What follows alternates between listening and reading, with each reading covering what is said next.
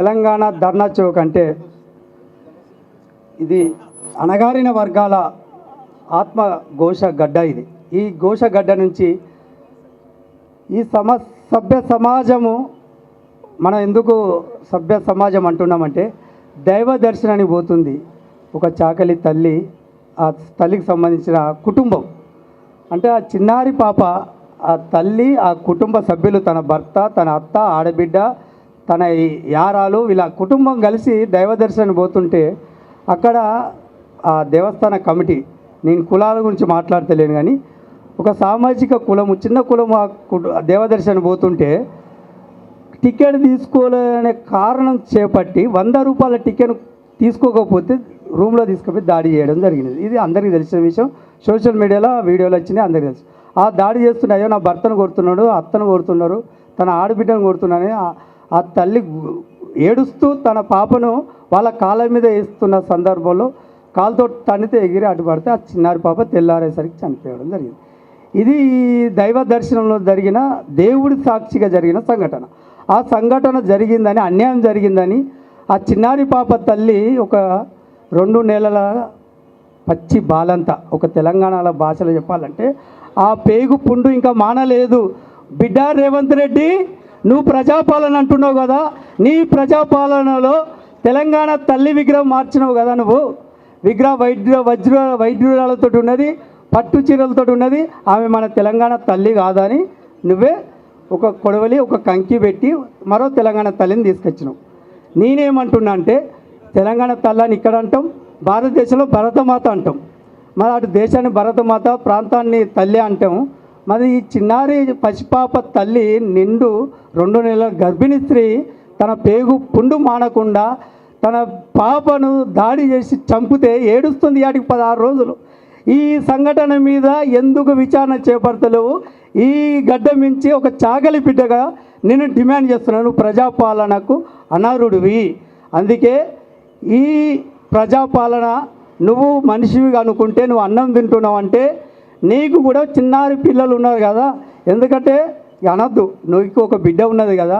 మరి 2 నెలల పిల్లను ఇంట్లో ఉంచి దైవ దర్శనానికి ఎవరన్నా పోతారా? సమాజం ఒక్కసారి ఆలోచించండి. ఆ డిఎస్పీ, ఎస్పీ లెవెల్లో పసిపాపనే తీసుకురాలేదు అంటున్నారు. మరి మీరే ఆ పసిపాపను ఎక్కడ దాచిలో చెప్పండి. మరి చిన్నారి తల్లి అంటే నేను కూడా ఒక తండ్రినే, నాకు 3 పిల్లలు, ఒక పాప, 2 అబ్బాయిలు కవల పిల్లలు. ఆ కవల పిల్లలు దాచినప్పుడు అక్క నా భార్య ఒక పక్క పాలు ఇస్తా అంటే ఇంకో వచ్చినో నేను ఎత్తుకొని ఆడిచ్చిన. నేను పాలు ఇవ్వలేదు కానీ నా భార్య చేసిన ప్రతి పని నా పిల్లలకు నేను కూడా చేసిన. ఒక పాలు మాత్రం ఇవ్వలేదు తల్లిగా, కానీ తల్లిలాగా, తండ్రిలాగా నా పిల్లల్ని నేను దాదినా. కాబట్టి 2 నెలల పసిపాపని ఇసిపెట్టి గుడికి పోతారా? ఆ తల్లి తనకు మలమూత్రాలు వస్తున్నా కూడా తన పాప పడుకున్నప్పుడే బాత్రూమ్ పోయి వస్తుంది. ఇది సభ్య సమాజం ఆలోచించాలి. 2 నెలల పిల్లను ఇసిపెట్టి దైవ దర్శనానికి పోయింది, పాపే లేదంటున్నావు కదా. నీకు కూడా పిల్లలు ఉన్నారు కదా. ప్రజాపాలన అంటున్నారు రేవంత్ రెడ్డి.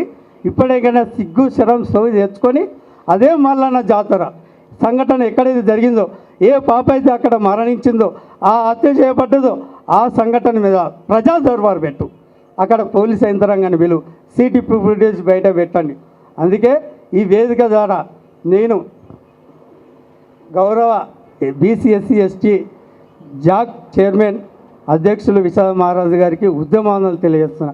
ఎందుకంటే అక్కడ జరిగిన సమస్యను ఈ తీవ్ర స్థాయిలో 16 రోజులు ఇక్కడ తీసుకొచ్చి ఆ బాధితులకు ఒక అన్నగా, ఒక తండ్రిగా, ఈ తెలంగాణలో అణగారిన వర్గాలకు అండగా ఉద్యమాలు చేస్తున్నారు. కాబట్టి మనం ముందుగా అన్నగారికి ఉద్యమాలను తెలియజేస్తూ, అదే రకంగా ఈ ఆత్మఘోష నుండి ఆ చిన్నారి తల్లి యొక్క కడుపు కోత మరి రేవంత్ రెడ్డికి దాకాలంటే అక్కడున్న దుండగులు 8 మందిని అరెస్ట్ చేయలేదు, మనకు అందరికీ తెలుసు. ఆ దుండగులుగా రెడ్డి రౌడీలకు కూడా దాకాలంటే ఆ కుటుంబం మీద అసత్య ప్రచారం చేస్తున్న ఈర్లపల్లి శంకరయ్య కావచ్చు, అక్కడ ఎస్ఐ కావచ్చు, డిఎస్పీ కావచ్చు, వాళ్ళకు కూడా పాపం దాకాలంటే ఒకటే డిమాండ్ చేస్తున్న ఒక చాకలి బిడ్డగా తెలంగాణలో అనేక ఉద్యమాలు చేసిన, సైకిల్ యాత్ర చేసిన, పాదయాత్ర చేసిన, ఈ కామారెడ్డి బీసీ డిక్లేర్ కోసం ఈ కాంగ్రెస్ ప్రభుత్వం మేనిఫెస్టోలో పెట్టిన అంశం కోసం కూడా 17 రోజులు ఆమరణ దీక్ష చేసిన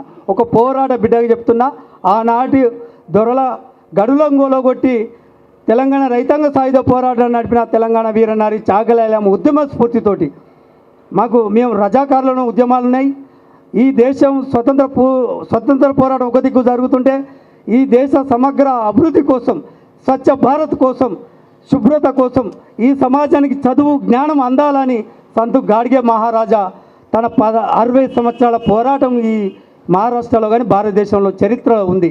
ఈ దేశానికి మీరంటున్న గాంధీ తాత 2 సార్లు గాడ్గే బాబాను కలిసి మీ ఆస్తులు ఏందన్నారు. నా చేతిలో చీపిరి, నా నెత్తి మీద చిప్ప అని చెప్పిండు. ఆ గాడ్గే బాబా ఉద్యమ స్ఫూర్తితో చెప్తున్నా. నేనేమంటున్నా అంటే రేవంత్ రెడ్డి కుటుంబానికి బట్టలు పిండేది నా చాకలి తల్లి, నా ఆడబిడ్డ. ఈ వేదిక ద్వారా ఆ ఆడబిడ్డకు కబురు పంపుతున్నావా, అక్క చెల్లె రేవంత్ రెడ్డి బట్టలు పిండకుండా మన కుల ఆత్మగౌరవాన్ని కాపాడుకుందాం. మన కుల ఆడబిడ్డకు అన్యాయం జరిగింది, తన బిడ్డ కోల్పోయింది. ఇలా 16 రోజులు పుండు మానకుండా తన శరీరం నష్టపోయినా, తన మానసికంగా ధైర్యం లేకపోయినా ఇవాళ ఏడుస్తుంది గడ్డ మీద. ఈ ఏడుపు ఆ రేవంత్ రెడ్డి కుటుంబానికి దాకాలంటే రేవంత్ రెడ్డి బట్టలు పిండకుండా సహాయ నిరాకార ఉద్యమం ముందుకు తీసుకుపోదాం. అదే రకంగా ఆ ఎస్ఐ డిఎస్పి ఆ కుటుంబాలకు కూడా నా చాకలి తల్లులే బట్టలు పిండుతారు. ఈ సమాజంలో ఈ దొంగల దొరల భూస్వాముల పెట్టుబడి వర్గాల అణిచివేయబడుతున్న నా కులానికి అనేక అన్యాయాలు జరుగుతున్నాయి. ప్రతి ఊర్లో అవమానాలు జరుగుతున్నాయి, కుల బహిష్కరణలు జరుగుతున్నాయి, దాడులు జరుగుతున్నాయి, హత్యలు జరుగుతున్నాయి. మనం ఇక్కడ నుండి మన దగ్గర ఒకే ఒక ఆయుధం సహాయ నిరాకార ఉద్యమం. మన ఆయుధం బట్టలు పిండకుండా వాళ్ళ మురికి, వాళ్ళ కంపు వాళ్ళే పడి ఆ పాపాల సుడిగుండంలో వాళ్ళే చనిపోయేలా మన ఉద్యమాన్ని ముందుకు తీసుకుపోయేందుకు రాష్ట్ర వ్యాప్తంగా సహాయ నిరాకరణ ఉద్యమం చేపట్టినప్పుడే మన తల్లి వీరనారి యొక్క ఐలమ్మ ఉద్యమ స్ఫూర్తి, సంతు గాడ్గే బాబా సేవా గుణము ఈ సమాజానికి మనం ఆడబిడ్డలాగా కొలుస్తాం. మనల్ని ఆడబిడ్డలాగా కొలుస్తాం. మనం సబ్బు నుండి అంటే మట్టి నుండి సబ్బు సోడా తయారు చేసినాం. శాస్త్రజ్ఞులుగా 9 మాసాలు మోసిన తల్లి గర్భం నుండి పసిపాపం బయటికి తీసిన మంత్రసానిగా మనకు ఈ సమాజంలో ఆ పురాణంలో ఒక చరిత్ర ఉంది. కాబట్టి మన కులానికి అన్యాయం చేస్తున్న ప్రభుత్వాలు కావచ్చు, వర్గాలు కావచ్చు, కులాలు దోపిడీ కులాలు కావచ్చు, ఎవరైనా పుట్ట పురుగులు లేకుండా, పుట్టగతులు లేకుండా మహిళ మురికి బట్టి సమాజంలో కొట్టుకుపోతారని శాపనాలు పెడుతూ నేను చాపర్తి కుమార్ గాడిగే రజక రిజర్వేషన్ పోరాట సమితి రాష్ట్ర అధ్యక్షులుగా అందరికీ ఉద్యమ వందనాలు.